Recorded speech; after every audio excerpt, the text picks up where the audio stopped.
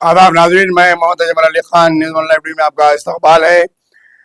IAS IPS officers के ताल्लुक से जहां पर खबरें सामने आती हैं, और जब साबिका हुकूमत में चीफ इंजीनियर रहे मुरलीधर, जो इरिगेशन डिपार्टमेंट के चीफ इंजीनियर रहे थे,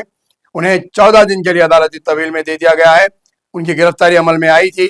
क्योंकि कलेश्वरम प्रोजेक्ट के अंदर उन्हें मुलविस पाया गया है और उनके पास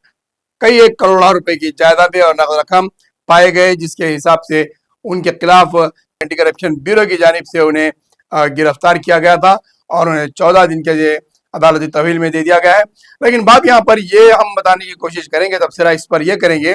कि क्या IAS IPS ऑफिसर्स जब किसी हुकूमत में बड़े ओहदे पर होते हैं तो उनकी ऐसी हुक्मरानी चलती है कि उनके लिए कोई जवाब दे नहीं लेते वो किसी को, और वो उनके जो आज़ादारी चलती है, जो डिक्टेटरशिप चलती है,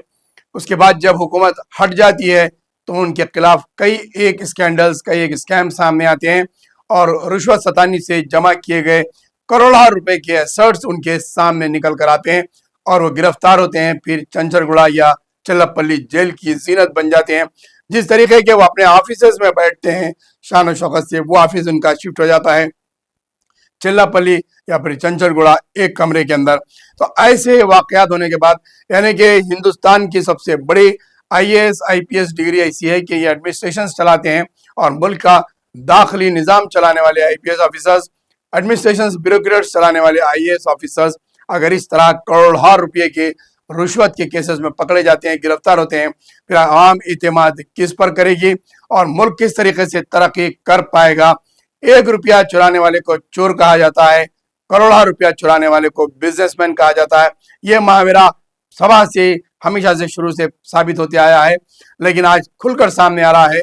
IAS ऑफिसर्स पकड़े जा रहे हैं रुश्वत लेते हुए, या फिर उनके पास एसेट जमा किए हुए, या फिर ऐसे कोई बड़े प्रोजेक्ट्स में उनकी हिस्सेदारी होती है, जैसा कि साबिका प्रिंसिपल सेक्रेटरी अरविंद कुमार को के ताल्लुक से उन्हें नोटिस दिए जा रहे हैं, मेमो दिए जा रहे हैं उन्हें, और उनके ऊपर यह इल्ज़ाम है कि ईरेस फार्मूला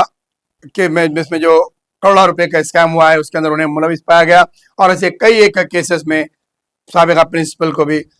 मुलविस पाया गया है और उन्हें नोटिस और मेमो दिए जा रहे हैं।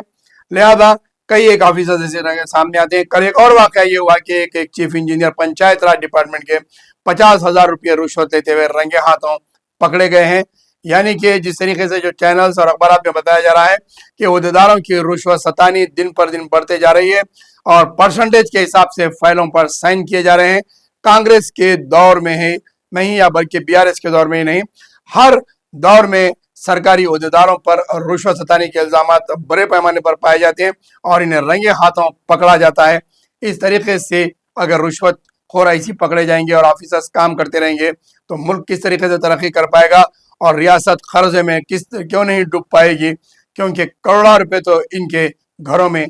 पड़े हुए मौजूद होते हैं। इसी तरीके से मुरलीधर चीफ इंजीनियर का भी कलेश्वरम प्रोजेक्ट के ताल्लुक से इसी तरीके के उनके इल्जाम है और करोड़ों रुपए के ऊपर उनके ऊपर गबन का इल्जाम है और वो रुश्वत लेते हुए उनके पास से कई एक एसेट्स, जायदाद, प्रॉपर्टी और बेनामी खाती करोड़ों रुपये पकड़े गए हैं। अब उन्हें 14 दिन की जेल मिल चुकी है।